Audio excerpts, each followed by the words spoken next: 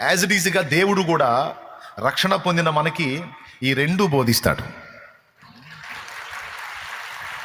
దేవుడు కూడా రక్షణ పొందిన మనకి ఈ రెండు బోధిస్తాడు. ఒకటి, వదిలిపెట్టిన పాపం మళ్ళా నీ తలుపు తట్టిద్ది, తలుపు తీయొద్దు అని మాట్లాడతాడు. గుర్తుపెట్టుకోండి, మారు మనసు పొంది మనం క్రీస్తు రక్తంలో కడగబడి ప్రభువులోకి వచ్చాం కదా.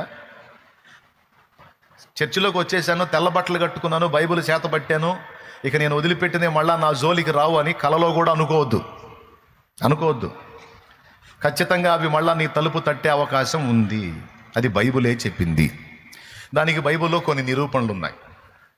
ఉదాహరణకి, మనం గతంలో దరిద్రగొట్టు పాపాల్లో ఉండటానికి కారణం అపవిత్రాత్మలు. అవి మనల్ని అపవిత్రతలోకి నెట్టాయి. ఎప్పుడైతే యేసు ప్రభు మన జీవితంలోకి ఎంటర్ అయ్యాడో, మనల్ని ఆయన చేతుల్లోకి తీసుకున్నాడో, ప్రభు ఎంటర్ అయ్యాడు, చీకటి పోయింది, వెలుగు వచ్చింది, క్రీస్తు అనే వెలుగు మన మీద ఉదయించింది. అప్పటిదాకా మనల్ని ఆవరించిన చీకటి, మనం అప్పుడప్పుడు పాట కూడా పాడుకుంటాం. చీకటి తొలగే నీతి సూర్య